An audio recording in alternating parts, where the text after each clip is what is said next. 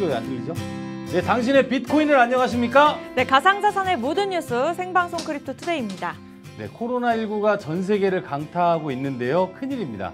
네, 이탈리아에서는 확진자가 10,000명을 육박하고 있고 사망자도 463명이라고 합니다. 네, 이럴 때일수록 다 같이 힘을 합쳐서 함께 극복해 나갈 수밖에 없죠. 대한민국 국민의 저력을 이번에 발휘할 때가 아닌가 생각이 듭니다. 힘내시고요. 그럼 저희는 방송을 시작할까요? 네, 시작해보도록 할게요. 먼저 세계 주요 경제 지수입니다. 이 코스피는 보시다시피 0.61% 하락하면서 오늘 1942.86포인트에 거래가 되고 있습니다. 이 뉴욕 증시도 덩달아서 전체적으로 파란불인데요. 뉴욕 증시 2008년 금융위기 이후 최고의 하락장이라고 합니다. 오늘 오전장부터 전일에 7% 넘게 개파락 나타내면서 2746.56포인트에 마감을 지었고요. 금도 0.58% 하락하면서 64,350원을 기록하고 있습니다. 달러화도 상승합니다. 0.04% 오르면서 1,200원까지 오르는 모습을 나타냈고요. 국제유가도 24.58% 하락하면서 31달러에 현재 기록을 하고 있습니다. 브렌트유도 현재 동반 30%가량 하락세를 나타내고 있는 상황이고요. 비트코인과 점유율도 각각 0.10%에서 3%가량의 하락세를 나타내고 있습니다. 네, 이렇게 해서 주요 경제 지표 살펴보셨고요. 이어서 글로벌 주요 소식 확인해 보도록 하겠습니다. 네, 앞서 말씀드렸듯이 미국 S&P 500 지수가 7%가량 폭락했습니다. 2008년 12월 이래 최대 낙폭이라고 하죠. 네, 맞습니다. 네, 다음 소식입니다. 미국 하원 의원에서 2020년 암호화폐 법안을 또 발의했죠. 네, 법안은 암호화 자산에 대한 규제 및 법률을 명확하게 할 것을 요구하고 있는데요. 법안에 따르면 암호화 자산을 암호화 상품, 그리고 암호화폐, 그리고 암호화 증권 등 이 세 가지 유형으로 분류를 해야 한다고 합니다. 해당 법안은 미국의 암호화 자산에 대해서 명확한 입장을 표명하고 있고요. 나아가서 합법성을 부여하는 데 중점을 두고 있다고 설명을 했네요. 네, 다음 소식입니다. 미국 3종 경제 지표가 부정적인 가운데 비트코인 상승 재료가 될지 주목되고 있습니다. 네, 미국 10년 만기 국채 수익률, 그리고 모기지 대출 금리, 그리고 실업률 등 이 세 가지 경제 지표 같은 경우에는 종합적으로 미국의 경제 악화를 나타내고 있다고 합니다. 비트코인의 상승 재료로 작용할 수도 있다고 하는데 현재까지는 그렇지 않은 것 같습니다. 비트코인도 같이 동반 하락하고 있으니까요. 이와 관련해서 미국의 10년 만기 국채 수익률이 역대 최저 수치인 0.667%를 기록을 하고 있고요. 미국 내 모기지 대출 금리 역시 3.29%로 역대 최저 수치를 기록하고 있습니다. 또 미국 실업률은 지금 50년 이래 최저점을 기록했다라고 종합적으로 나타내고 있는데요. 이걸 분석해 보면 미국 경제가 급속히 악화되고 있다라는 신호로 볼 수 있습니다. 이건 장기적으로 볼 땐 중안전 자산인 비트코인의 투자 수요가 좀 늘지 않겠느냐 이렇게 분석을 했는데 현재로서는 아닌 것 같습니다. 네, 현재로서는 좀 쉬어가는 모습이고요. 다음 소식도 확인해 보도록 할게요. 이 글로벌 주가와 유가 폭락으로 세계 경제 공황으로 번지는 건 아닌지 현재 좋지 않은 상황이 이어지고 있네요. 네, 코로나19가 세계 금융시장과 원유 시장을 집어삼키고 있습니다. 코로나19가 유럽 중동뿐만 아니라 미국의 남미 그리고 동남아시아 등 전방위로 퍼지게 되면서 국제 유가와 각국의 주가가 전부 폭락을 하고 있는데요. 코로나19가 세계적으로 대유행으로 번진다면 2008년 글로벌 금융위기 때의 충격을 넘어서 공황이 나타날 수 있다라는 우려까지 나오고 있다는 기사입니다. 네, 오늘장까지 잘 살펴봐야겠습니다. 네, 다음 소식입니다. 시카고 상업거래소의 비트코인 선물 거래량이 또 급감하고 있다는 소식입니다. 네, 코로나 바이러스 감염 확대에 따른 증시 폭락으로 인해서 시카고 상업거래소의 비트코인 선물 거래량 역시 급감하고 있습니다. 네, 글로벌 소식에 이어서 국내 주요 소식 확인해 보도록 할게요. 우리나라가 주가 급락 비상 대책으로 한시적 공매도 금지를 했죠. 네, 정부가 코로나19 여파로 국내 주식시장이 대폭 하락을 하게 되자 그 한시적 공매도 금지라는 카드를 꺼내들기로 했습니다. 대량 공매도 주문이 주식시장의 공포심을 자극해서 추가적인 주가 하락을 부추길 수 있는 만큼 당분간 이를 금지하겠다는 취지인데요. 금융당국 고위 관계자가 한시적 공매도 금지 등을 포함한 비상계획 가동을 이르면 10일 발표할 계획이라고 어저께 얘기를 했는데요. 오늘 지금 발표를 했습니다. 펀더멘털에 비해서 과도한 주가 하락에 따라서 시장 안정 조치가 필요한 상황이라고 설명을 덧붙였습니다. 네, 이어서 두 번째 소식입니다. 블록체인 기술업체 헥슬란트가 신한 퓨처스랩 6기에 선정되었다고 하죠. 대단히 축하할 일입니다. 블록체인 기술업체 헥슬란트가 신한금융그룹이 지원하는 신한 퓨처스랩 6기 육성 기업으로 선정됐다고 밝혔는데요. 신한 퓨처스랩이 뭐냐면 신한은행, 그리고 신한카드, 신한금융투자, 신한생명 등 신한금융그룹사가 참여를 해서 국내 우수한 스타트업에 대한 육성과 또 투자를 돕는 프로그램입니다. 이번 프로그램에서는 베트남이나 인도네시아뿐만 아니라 미국의 실리콘밸리까지 진출할 수 있도록 지원 인프라가 확대됐는데요. 이럴 줄 알았으면 노진우 대표님이랑 친하게 지낼 걸. 지금 연락 안 하세요? 그래서 바빠서 전화도 안 받아요. 다음 소식입니다. 이 샌드스퀘어가 비욘드 코드와 기술 개발 계약을 체결했습니다. 이 블록체인과 법률 서비스의 결합 때문이라고 하는데요. 네, 블록체인 기업 샌드스퀘어가 블록체인 법률 서비스 기업 비욘드 코드와 기술 개발 계약을 체결했다고 밝혔는데요. 샌드스퀘어는 이번 계약을 통해서 비욘드 코드의 향후 블록체인 관련된 기술 개발을 지원할 계획입니다. 네, 다음 소식입니다. 가상자산 제도화로 금융사들의 블록체인 동맹이 활발히 진행되고 있다고 합니다. 네, 가상자산 산업의 지위와 사업 절차 등을 규정한 특근법이 개정됐습니다.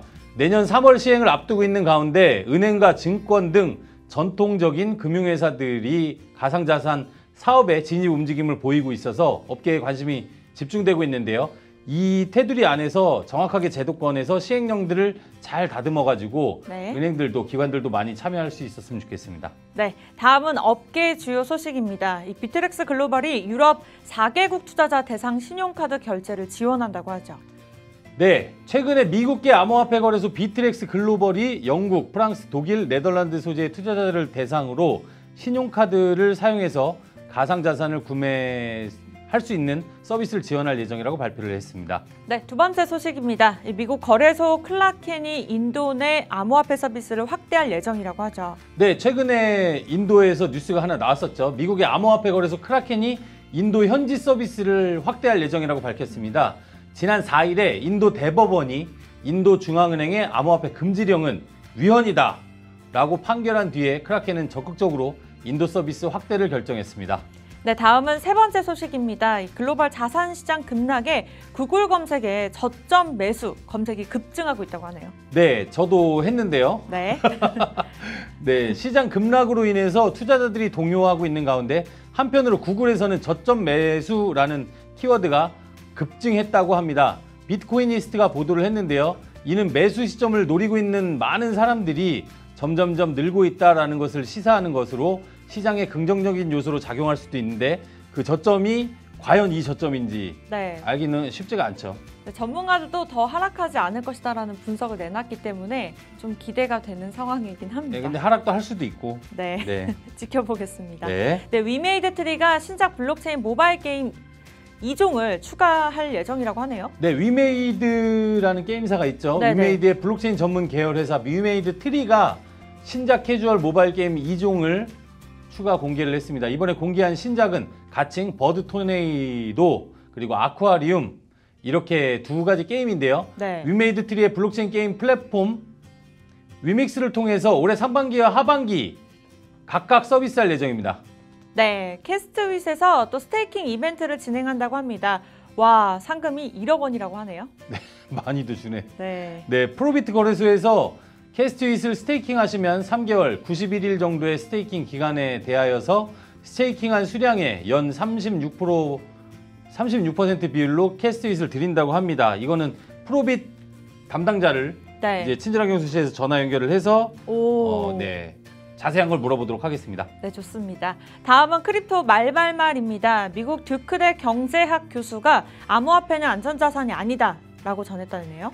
네, 지금 상황으로 보면 그럴 수도 있죠. 네. 캠벨 하비 미국 듀크대 경제학과 교수님께서 비트코인은 안전자산이 아니다라고 말을 했는데요. 최근에 거시적인 경제 상황에서 만약에 비트코인이 안전자산이었다면 가치를 유지하거나 상승했어야 하는데 네. 비트코인 가격은 되려 10% 이상 가치 폭락을 했다. 그리고 사람들이 시스템적인 리스크를 감지한 상태에서 증권 시장의 붕괴를 목격을 했다면 자연스럽게 안전자산으로 가야 되는데 예를 들면 금이죠. 금 같은 그쵸? 경우에 꾸준하게 올라가고 있고 네. 이동을 시키는데 이번 경우에는 사람들이 안전자산으로 암호화폐를 선택한다기보단 미국 10년 만기 국채를 더 선호했다라고 설명을 덧붙였습니다. 네, 이어서 두 번째 이야기입니다. JP모건의 시장 전략가가 이 암호화폐는 미국 증시 폭락에도 상승은 어려울 것이다라고 또 전했죠. 네, 가상자산 자금 조달, 가상자산이라는 것은 자금의 어떤 조달 수단이라는 국한된 역할을 수행하고 있습니다. 이 때문에 기타 투자 자산이 급락할 때 가치 상승이 어렵다고 합니다. 네. 이게 한정적이라면 그럴 수 있는데 한정적이라는 걸 사람들은 잘 몰라요. 네. 비트코인은 2,100만 개라고 한정돼 있습니다. 이거를 대중들이 인식하는 순간 그때부터 상승이 안전자산이라고 인식을 하고 상승할 가능성이 높다라고 저는 생각을 합니다. 네네. 그렇다고 이게 핵심 방어 자산이 되기에는 유동성 자체가 지금 부족하기 때문에 좀 어렵다라고 진단을 한 내용입니다. 네, 다음 소식입니다. 블룸버그의 칼럼에서 기관 투자자가 안전자산인 비트코인을 외면하고 있다고 또 전했죠. 비슷한 맥락의 내용인데요. 최근에 비트코인과 금 가격의 상관관계 지수가 0.22%까지 하락을 했고요. 네. 반비례 관계로 접어들었습니다. 그렇죠. 이 같은 추세는 기관 투자자들에서 뚜렷하게 나타나는 것으로 분석이 됐습니다. 과거에 비트코인과 금이 같이 안전자산으로 주목받던 것과 달리 코로나19 사태 이후에 비트코인은 기관 투자자들로부터 외면받고 있다는 설명입니다. 네, 다음 소식입니다. 비트코인은 단기간 내 추세 전환 어려울 것이다 라는 말도 있네요. 네, 지난주 소폭 반등을 했고요. 시세 회복을 노렸던 비트코인이 결국 강력한 매도세에 급락하는 모양새를 나타내고 있는데요. 네네. 단기간 내 비트코인의 하락 추세 이탈 및 추세 전환은 어려울 것이라고 전망을 했네요. 네, 네 번째 소식에 이어서 다음 소식입니다. 암호화폐 전문가가 이 비트코인의 약세는 플러스 토큰의 물량 처분 때문이라고 또 전했습니다. 네, 이것도 일리가 있는 것 같긴 하지만 뭐 확인된 건 아닙니다, 아직. 최근에 비트코인 약세가 플러스 토큰 물량 처분과 관계가 있다고 분석을 했습니다. 플러스 토큰 물량은 2019년 8월부터 지속적으로 대규모 처분이 되고 있었고 같은 해 12월 익명의 지갑으로 이체된 자금만 1억 500만 달러 상당입니다. 당시 암호화폐 시총 120억 달러가 증발하기도 했다고 지적을 했습니다. 네, 다음은 또 가장 빠른 비트코인 아침 방송 크립토 투데이의 친절한 경수 씨 코너이죠? 네, 지금 시작하겠습니다.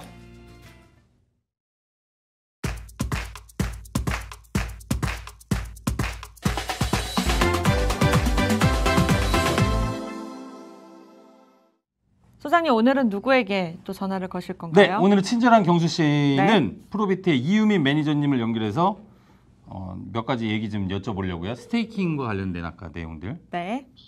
네, 여보세요? 네, 안녕하세요, 매니저님. 네네. 예, 네, 안녕하세요, 매니저님. 크립토 투데이 이정현입니다. 네, 안녕하세요. 네, 그 자기소개 좀 간단하게 부탁드리겠습니다. 네, 안녕하세요. 저는 프로비트 거래소의 이유민 매니저입니다. 네, 그 아까 제가 이제 왜 전화했냐면 네네. 스테이킹 서비스가 요새 막 유행처럼 번지고 있는데 그 맞아요. 스테이킹 서비스가 뭔지 좀 설명 좀 부탁드릴게요. 네네. 스테이킹 서비스는요, 지금 프로비트 거래소에 좀 상장돼 있는 코인을 지정된 기간 동안 보관해주면서 일정 비율에 따라서 해당 코인의 이제 리워드를 받는 형식으로 제공하고 있는 서비스입니다. 아, 네, 그러면 최근에 이런 내용들 많이 봤는데 어떤 거래소들이 하고 있을까요? 일단 프로비트 거래소는 이제 스테이킹 서비스를 적극적으로 지원하고 있고, 네. 그 외에 지답 거래소, 코인원 등 지금 많은 거래소들이 유사한 서비스를 제공하고 있는 걸로 알고 있습니다. 아, 네네네. 이게 캐스트윗이 최근에 프로비트에 상장을 하면서 이 스테이킹을 진행하셨던데 어떤가요, 프로젝트는? 지금 캐스트윗 같은 경우는 프로비트 거래소에서 이제 두 번째로 진행한 스테이킹 이벤트를 참여하신 프로젝트예요. 네. 첫 번째로는 프로비트의 저희 자체 코인으로 일단 먼저 시작을 했었고, 네. 또 두 번째가 이제 진행하고 있는 아. 캐스트윗 스테이킹 이벤트가 진행되고 있고요. 네네네. 지금 이벤트가 성황리 잘 진행되고 있고, 지금 분위기라면 좀 조만간 스테이킹 목표 물량을 다 도달해서 이벤트가 곧 종료될 것 같습니다. 그러면 매니저님, 이 스테이킹 서비스를 하면 거래소나 프로젝트 입장에서는 어떤 것들이 좋을까요? 네, 뭐 프로젝트 팀 입장에서는 스테이킹을 통해서 코인의 장기 보유를 유도하고요. 네. 궁극적으로 코인의 가치를 높이려는 목표로 이해를 하고 있고요. 또 네. 프로비트 거래소의 프로젝트 팀에 이러한 니드를 맞춰서 좋은 서비스를 제공을 하고, 네. 프로젝트 및 토큰 홀더들에게 제공할 수 있는 이제 좋은 서비스를 제공할 수 있다는 장점을 이제 얘기할 수 있을 것 같습니다. 이게 그러면 그 적금을 우리가 은행으로 따진다면 적금을 네네. 넣고 이자를 받는 그런 구조가 아니라 네. 프로젝트가 플랫폼을 활용해서 장기 투자 홀더들을 늘려나가는 어떤 그런 정책인 거네요. 네, 그렇죠. 많은 분들이 생각하실 수 있겠지만 네. 이것은 이제 스테이킹하는 기간과 네. 그다음에 이제 물량에 따라서 거기 이제 드리는 보상 자체가 이제 네. 코인으로 드리는 거기 때문에 적금과 같은 개념이라고 생각하시는 것보다는 네. 이제 장기적으로 프로젝트한테 투자를 하는 느낌으로 생각해 주시면 더 좋을 것 같습니다. 그러면 그 프로비트 같은 거래소에서는 이런 스테이킹 서비스를 통해서 얻게 되는 건 어떤 건가요? 투자자를 더 저희는 확보하는 일단 건가? 투자자를 더 확보하기도 하고 네. 이제 프로젝트 팀에 이제 그런 이제 좋은 서비스를 제공을 하는으로 따라서 네. 저희는 이제 더 좋은 이제 투자 유치가 될 수도 있는 거고 또 더 좋은 이제 아. 유저를 확보하는 더 좋은 서비스를 제공할 수 있고 또 프로젝트 팀 입장에서는 이제 장기 투자자들을 모을 수 있는 좋은 장이 돼서 많은 분들이 지금 프로젝트 팀 분들이 더 선호를 하고 있는 상황입니다. 프로젝트 입장에서는 그런 것도 좋을 것 같아요. 지금 말씀하신 부분 중에 프로젝트가 일단은 장기 홀더들이 생기면 안정적으로 이 유입된 자금으로 본인들은 또 사업을 열심히 해가지고 수익을 계속 내서 나중에 이 투자자들한테 그런 걸 다시 환원해 줄 수 있는 그런 아름다운 이상적인 모델이 될 수는 있겠네요. 네, 그렇습니다. 근데 반대로 사업을 네. 똑바로 못하면 아니면 비트코인이 떡락하면 또 이런 가정은 물론 있겠지만 네. 그렇게 되는 변수는 뭐 천재지변과 같은 일이니까 아, 그래요? 우리가 네. 그렇게 할 수는 없고 프로비트가 프로빗.kr이고 프로빗.com이 있잖아요. 네네. 근데 보니까 우리나라에서는 뭐 지금 뭐 거의 대형 거래소랑 맞먹는 트래픽이 막 계속 발생을 하고 있어요. 해외에서. 네네. 그렇죠. 네. 그 뭐 전략 같은 게 있나요? 프로빗 거래소는? 저희는 지금 프로빗.com과 KR을 나눠서 사용을 하고 있고요. 네. 프로빗.com은 이제 코인투코인 마켓 해외 유저를 좀 유입하는 좋은 플랫폼으로 사용하고 있고 네. 프로빗.com은 이제 코리아 마켓을 이제 더 제공하고 그리고 네. 이제 원화 마켓까지 제공하는 그런 거래소다 보니까 그리고 저희가 지금 상장하는 대부분의 프로젝트 80% 이상의 프로젝트들이 해외 프로젝트다 보니까 네. 해외에서 더 많은 분들이 유입을 해주시고 거래를 하고 있는 상황입니다. 아, 이게 각각의 그 마켓이 따로 분류돼 있는 거죠, 그럼? 네, 그렇습니다. 이제 원화 마켓만 프로비트 코리아에서 보실 수 있고 네. USDT, BTC, 이더 마켓은 저희가 오더북을 공유하고 있어서 오. 어디서 거래를 하셔도 상관이 없어요. 아, 거래는 연계가 돼 있는데 어쨌든 분류돼서 근데 따로. 해외 접속자가 되게 많아요. 프로빗.com이 의외로 우리나라 거래소들이 해외 거래소를 이렇게 유치하는 경우가 잘 없거든요. 네. 업비트 같은 경우는 아예 외국인을 막았고 빗썸은 괜히 외국인 거래하게 했다가 세금 803억 맞고 날라갔고 뭐 그런 준비 그건 뭐 거래소에서 고민을 해야 될 문제고 프로빗이 뭐 지금 장기적으로 봤을 때 이 얘기도 뭐 조심스럽게 드리고 싶은데 앞으로 이제 특근법이 통과가 되면 거래소들이 사업을 하기 쉽지 않은 환경이 될 수 있잖아요.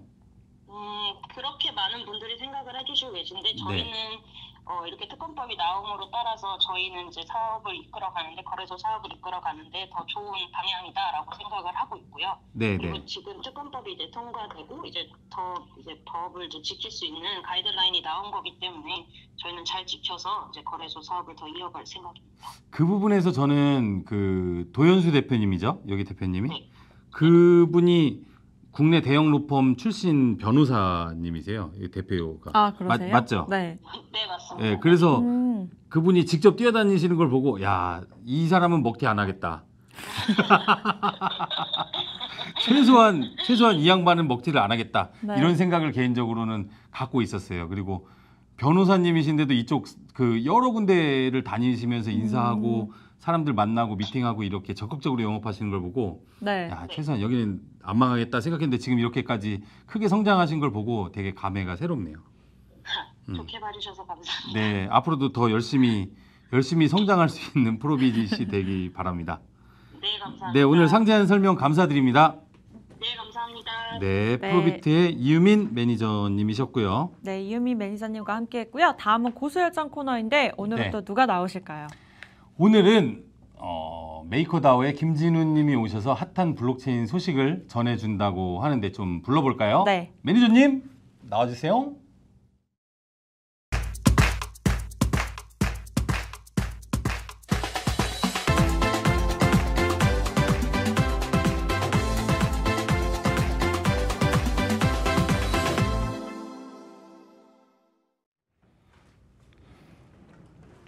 네, 안녕하세요. 알면 할수록 매력적인 탈주환금융 오늘 8번째 시간 맞이해서 제가 또 지난 한 주간의 소식을 먼저 돌아보면서 제가 준비한 내용 또 전달드리도록 하겠습니다. 네, 지난 한 주간에 있었던 소식들 중에 가장 핫하고 또 여러분께서 궁금해하실 만한 소식이 있죠. 바로 국회 본회의에서 특근법이 통과됐다는 기사입니다. 사실 특근법이라는 거는 사실은 이 암호화폐 그리고 블록체인 전반에 해당되는 내용이라서 디파이에만 국한한다고는 할 수 없습니다. 하지만 이 전체 시장에서 디파이는 역시 자유로울 수 없는 같이 가는 부분이 있기 때문에 이 부분을 오늘 한번 같이 살펴보고 디파이에도 향후에 어떻게 적용이 되고 어떤 영향을 줄지 거기까지 한번 같이 알아보면 좋을 것 같습니다. 그래서 기사를 보시면은 이 가상자산 사업자라는 말이 있는데 이러한 용어들 먼저 제가 좀 설명을 드리고 가면 좋을 것 같습니다. 그래서 특근법이라는 용어는 특정 금융거래 정보의 보고 및 이용에 관한 법률을 줄여서 말하는 것입니다. 이 법률상에서 암호화폐는 통칭 가상자산이라고 불리게 됩니다. 그래서 앞으로는 계속해서 가상자산이라는 말을 쓸 예정이고요. 이러한 특근법이 촉발되게 된 계기, 그러니까 이 법안을 만들어내고 계속해서 이제 해야 될 필요성이 생기게 된 계기는 유럽의 이제 FATF라고 부르는 암호화폐 관련 자금 세탁 방지 권고안 이것이 있는데 이 회원국들이 있습니다. 그래서 전 세계의 많은 선진국들이나 기관 그리고 회원국들이 이 권고안을 이행하기 위해서 준비를 하고 있는데요. 한국 역시 이러한 권고안 이행 준비 작업의 일환으로 이 특근법을 이번에 강행하고 또 앞으로 이제 암호화폐와 블록체인 관련 법을 제정하는 그 행보를 보이고 있다고 생각하시면 좋을 것 같습니다. 그래서 가장 중요한 용어인 가상자산 사업자라는 용어가 특근법에 등장합니다. 이 가상자산 사업자는 가상자산을 매도 매수, 교환 이전, 보관 관리, 거래 중개 혹은 대행 이러한 다양한 이제 암호화폐를 활용한 사업 방식이 있겠죠. 이러한 사업 방식들 중에 단 하나라도 이용해서 영업에 활용한다면 가상자산 사업자에 해당할 수 있다라는 것이 이제 특근법의 논지입니다. 그렇게 해서 이 다양한 굉장히 회사들이 많이 가상자산 사업자로 분류가 될 수 있는데요. 이 표는 헥슬란트 리서치와 법무부인 태평양의 보고서를 제가 참조했습니다. 그래서 보시면은 굉장히 세분화되어 있는 종목들이 있습니다. 사업 종목인데요. 맨 위에 보시면은 가상자산 거래소가 있죠. 아무래도 이 암호화폐를 거래하고 또 취급하는 또 이렇게 보유한 사람들이 가장 많이 드나들고 또 이용하는 곳이 가상자산 거래소입니다. 그래서 가상자산 거래소가 가장 먼저 이 규제를 접하고 또 이 특근법에 해당하는 또 규제를 준비해야 하는 사업자가 아닌가라고 저도 당연히 동의하는 바이고요. 그 외에도 다양한 사업들이 있는데 여기 표에서는 대부분 중앙화된 어떤 플랫폼이나 서비스라고 보시면 좋을 것 같습니다. 여기 밑에 탈중앙화 지갑이라고 명시가 되어 있지만 대체로 중앙화된 서비스와 탈중앙화된 서비스가 혼합되어 있기 때문에 전반적으로 제가 설명을 드리겠습니다.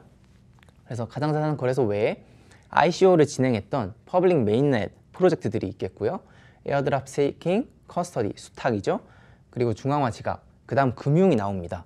이 금융이란 것은 이제 총괄적인 이 암호화폐를 활용한 크립토 파이낸스 그리고 좀 더 탈중앙화시킨 디파이까지 합친 말인데요. 보시면은 약 90% 확률로 가상자산 사업자가 될 확률이 있다라고 이제 보고서에서는 말하고 있습니다. 과연 디파이가 그렇게 해당이 할지 이 다음 자료를 통해서 제가 조금 더 설명을 드리려고 합니다. 사실 저는 법률 전문가는 아니기 때문에 구체적인 법안이나 법률 용어를 이용하지는 않고 이 디파이와 또 암호화폐, 블록체인 산업이 얼만큼 법률과 접점이 있고 어떤 상충관계가 있을지를 설명을 드리면서 좀 이야기를 풀어나가면 좋을 것 같습니다. 그래서 조금 더 이제 특근법에 대해서 설명을 먼저 드리면 이번에 나온 개정안이 통과되면 후속 조치로서 시행령이 또 등장하게 됩니다. 시행령에서는 여기 밑에 보시는 세부 내용들이 좀 더 구체화돼서 사람들에게 이제 전달될 예정이 있고요. 개정안이 이번에 공포가 되면은 1년이 경과한 날부터 시행이 됩니다. 그 이후에는 또 6개월 동안 어떤 자격을 그리고 이제 사업자들이 자격을 갖추고 영업을 신고하는 유예 기간이 또 있습니다. 그래서 총 1년 6개월 동안 이 가상자산 사업자들은 어떤 라이센스나 이러한 자격들을 갖추고 영업을 신고할 준비를 하게 됩니다. 그래서 현재는 대부분의 거래소들 그리고 중앙화된 서비스들 그런 사업자들이 지금 이 과정을 준비하고 있는 것으로 파악이 되고 있습니다. 그래서 차후에 등장할 시행령에서 결정될 구체적인 내용인데요. 사실은 이 굉장히 중요한 내용들이 빠져 있다고도 할 수 있습니다. 왜냐하면 가상자산 사업자가 도대체 구체적으로 어떤 것인지 그리고 가상자산의 범위는 그러면 얼만큼 되는지 이 범위조차 아직 완전히 명확하게는 제공되지 않고 있습니다. 그리고 신고 절차나 신고 사항 그리고 실명인증 가상계좌 발급 기준 이런 것들이 향후에 이제 좀 더 구체적으로 제공될 것이기 때문에 현재로서는 그 누구도 완전히 이 특근법으로 인해서 어떤 사업자는 규제를 받을 것이고 어떤 사업자는 면제될 것이다 라는 것을 확언하기 힘든 상황입니다. 그래서 마지막으로 규제 대상이 될 블록체인과 암호화폐 기업이라고 한다면은 사실 이 업계 전반에 있는 대부분의 회사나 기업, 팀들 그리고 프로젝트들이 해당은 될 수 있습니다. 그러나 얼만큼 심도 있게 규제에 영향을 받는지 또 어떤 경우에는 면제를 받을 수 있는지는 현재로서는 아직 아무도 확실히 알 수 없습니다. 그래서 이 부분은 제가 좀 넘어가고 디파이에 대해서 조금 더 구체적으로 들어가도록 하겠습니다. 디파이의 경우는 규제 적용이 굉장히 모호하다고 변호사분들까지도 입을 모아 이야기하고 있는데요. 먼저 탈중앙화된 서비스들, 이 디파이 역시 탈중앙화된 서비스들에 포함되죠. 그래서 이것들의 특징을 먼저 짚어보면서 이 규제와 어느 부분이 맞닿아 있는지 얘기를 드리면 좋을 것 같습니다. 그래서 KYC AML이라는 절차가 있는데요. 이것은 이제 돈 세탁이나 자금이 흐름이 어떻게 되는지 그리고 조세에 관련된 그러한 준비들을 위해서 이러한 인증 그리고 KYC AML 절차를 두어야 합니다. 그런데 디파이의 경우 이런 절차를 보통 두지 않습니다. 왜냐하면 P2P로 개인끼리 거래가 일어나는 것이고 이 스마트 컨트랙트는 그 사이에서 이 거래를 그냥 실행시키는 어떤 도구에 지나지 않기 때문에 이 인증 절차가 불필요해지는 것이죠. 그리고 고객의 자산이나 데이터를 역시 직접 소유하거나 관리하는 주체가 없습니다. 이제 스마트 계약을 통해서 그냥 쉬운 말로 데이터를 넘겨주고 서로 이제 사용하는 그런 이제 개인들만이 남기 때문에 이것들을 따로 이제 관리하는 주체가 없어서 과연 이 특근법이 적용이 될 수 있을 것인가 말이 많습니다. 그리고 마지막으로 이 디파이와 탈중앙화된 서비스들로 직접적인 수익이나 수입, 수수료를 얻어가는가 하는 문제도 굉장히 중요합니다. 일부 프로젝트나 팀의 경우에는 수수료를 실제로 얻어가기도 합니다. 그렇지만 그렇지 않은 서비스들도 있고 심지어 다오 형태로 운영되는 서비스들이 있습니다. 이 말이 뭐냐면 탈중앙화된 자율조직이라는 말인데 어떤 중앙화된 회사나 기관 또 주체가 이 모든 플랫폼이나 시스템을 운영하는 것이 아니고 그 시스템에 참여하는 모두가 예를 들어서 비트코인 네트워크에 참여하는 각 개개인이 직접 네트워크에 기여하고 그 네트워크의 의사결정을 하면서 점점 더 나은 서비스로 만들어 나가는 것 그것이 바로 탈중앙화 자율조직 DAO라고 하는 것인데요. 이러한 형태로 운영되는 경우에 이 규제를 적용할 주체가 그리고 이 책임을 질 주체가 누구인가 그 부분이 굉장히 모호해지는 부분이기 때문에 역시 향후 시행령이 나오고 이 디파이에 관해서 얼마나 심도 있는 그리고 이해도 높은 구체적인 법안이 나올지를 계속 지켜봐야 할 것 같습니다. 근데 현재로서는 굉장히 모호하다. 그래서 디파이 서비스들이나 업계에서조차도 과연 어떤 서비스가 규제를 받을 것이고 면제를 받을 것인지는 아직 알 수 없다는 의견이 지배적입니다. 그리고 해외 블록체인 암호화폐 프로젝트인데요. 사실 디파이 서비스의 경우는 한국에 기반을 둔 서비스가 굉장히 드뭅니다. 제가 자주 사용하는 이제 디파이 펄스의 자료인데요. 여기 보시면 이제 점유율 순으로 랭킹이 있습니다. 그래서 1위에는 메이커다오, 2위 컴파운드, 신테틱스 등등 이제 많은데요. 이 표를 올려보면 굉장히 많죠. 그런데 이 중에서 사실 21개까지 내려가 봤는데 하나도 한국에 기반을 둔 디파이 서비스가 없습니다. 한마디로 대부분의 서비스들이, 절대 다수의 서비스들이 현재는 이 외국에 기반을 뒀다는 것인데요. 특근법에서는 명시하기를 그 법인이나 기반이 외국에 있을지라도 그 사업의 효과나 그 사업을 통해 거래하는 사람들이 국내에 있을 경우 혹은 국내에 영향을 미칠 경우 특근법에 해당한다고 적용이 된다는 말이 있습니다. 그래서 이 향후에 대다수의 해외 프로젝트가 만약에 규제에 이행을 못할 시 또는 준수를 못할 시 국내 사업을 접거나 국내 이용자에게 서비스를 제공하지 못하는 것인가 하는 그런 우려도 있고 의견도 많이 나오고 있습니다. 그래서 만약에 디파이 서비스임에도 규제의 대상이 되어서 어떤 법률 요건을 갖춰야 된다면 크게 세 가지를 갖춰야 되는데요. ISMS 정보보호관리 체계, 그리고 실명 확인 입출금 계정, 그리고 트래블 룰이라고 하는 것들인데 이러한 세 가지는 모두 사실 이 위에 말씀드린 이 부분에 해당됩니다. 그래서 이 탈중앙화된 서비스들이 이루려는 목표로 하는 가치와 정확하게 반대되는 부분이기 때문에 과연 이 상충되는 대척점에 있는 이 조항들이 어떻게 중간점을 찾아서 제도권과 일반 이용자들이 좀 디파이를 쉽게 이용하고 디파이 역시도 조금 더 폭넓은 사람들에게 서비스를 제공하며 제도권의 어떤 보호를 받을 수 있는 그런 환경이 될 수 있지 않을까 좀 계속 기대를 하게 되는데요. 아직까지는 이렇게 정리를 해 보았지만 점점 더 정보가 나오고 구체화됨에 따라서 제가 계속해서 업데이트해 드릴 예정입니다. 그리고 한국이 특근법 외에도 사실 지난주에 인도에서도 중요한 어떤 법률적 성과가 있었습니다. 법률적 진전이라고도 하는데 인도에서는 사실 중앙은행이 이 암호화폐와 블록체인에 관해서 굉장히 위험도가 높다, 변동성이 크다, 보안적 위험이 있다라는 어떤 입장을 계속 취하고 있고 또 심지어 제페이라는 인도의 거래소가 중앙은행으로부터 은행 서비스를 완전 받아버려가지고 결국에는 거래소 서비스를 중단하는 사태까지 있었던 곳이 바로 인도입니다. 그런데 최근 3월 14일 인도의 대법원에서 그 중앙은행이 거래소나 블록체인 암호화폐 기업의 은행 서비스를 중지하는 것은 위헌이다 라는 판결이 나왔습니다. 이 판결이 나온 직후에 전 세계의 암호화폐 그리고 블록체인 커뮤니티 그리고 다양한 미디어에서는 인도에서 드디어 암호화폐 블록체인이 제도권하에 들어가는 것이다 라는 아주 좋은 기사들이 많이 쏟아져 나왔습니다. 그래서 인도의 실제로 여러 거래소들이 이 판결이 나온 직후에 바로 그 루피화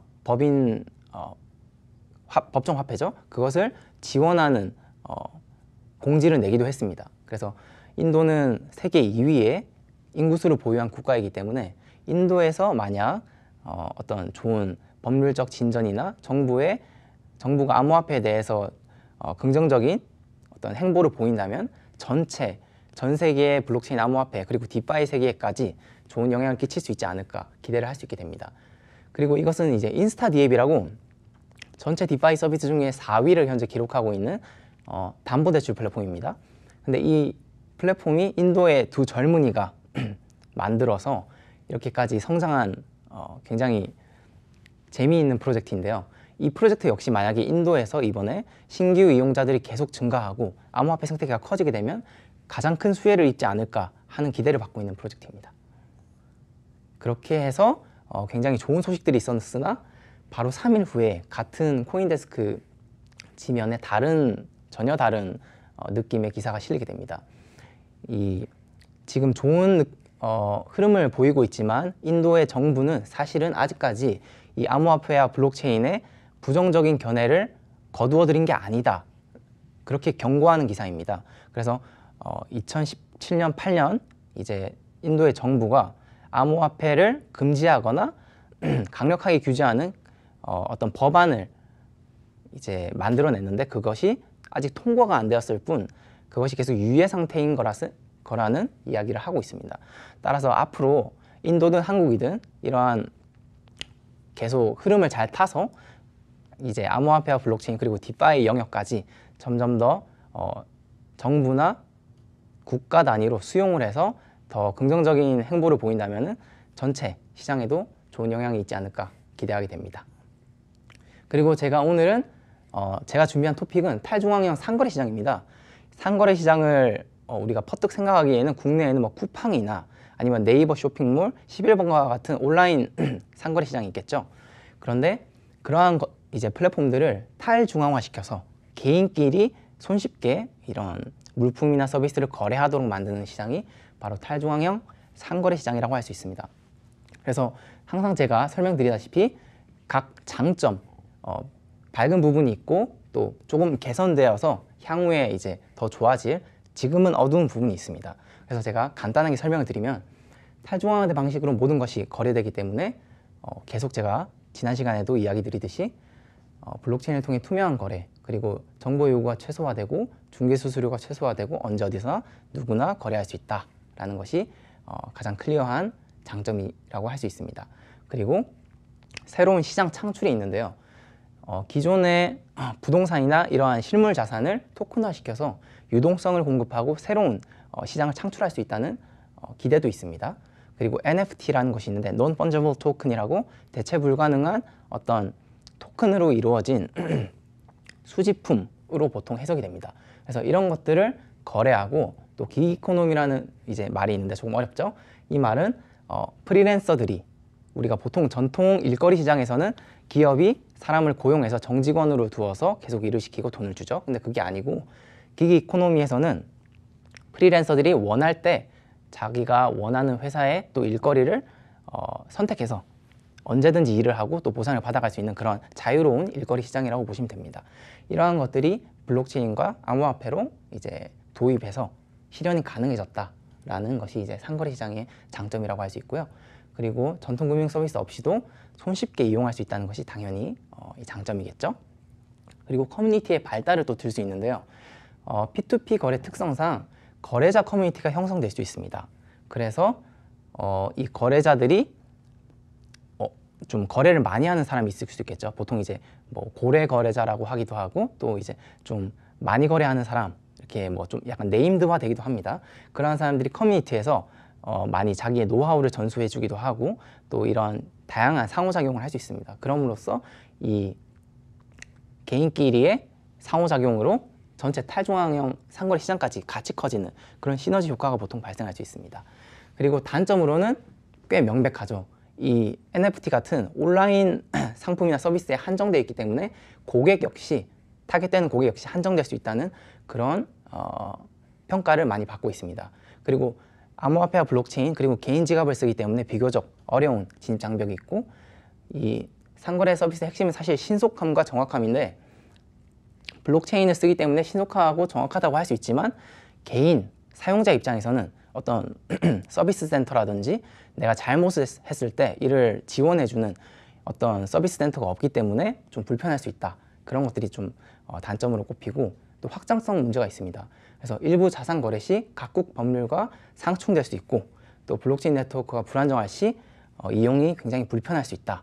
이러한 전반적인 단점이라고 할 수 있는 부분들이 있지만 향후에 블록체인 네트워크가 개선이 되고 또 상거래 시장이 점점 커져 나가면서 규제에도 준수하고 또 여러 가지 개선될 수 있는 부분들이 많이 있는 것 같습니다. 그래서 일단은 제가 이렇게 좀 분류를 했지만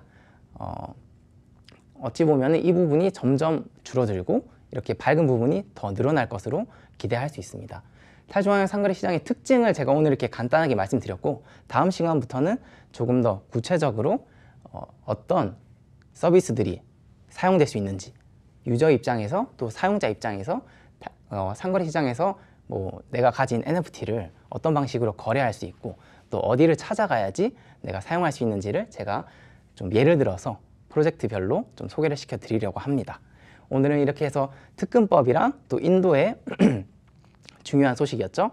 법원이 중앙은행이 이제 블록체인 기업의 은행 서비스를 계속 진행하도록 하는 좋은 호재거리들이 있었고 또 탈중앙형 상거래 시장을 전반적으로 설명드렸습니다. 저는 그럼 오늘 알면 할수록 매력적인 탈주환 금융 8번째 시간을 이어간 메이커다오의 김진이었습니다. 감사합니다.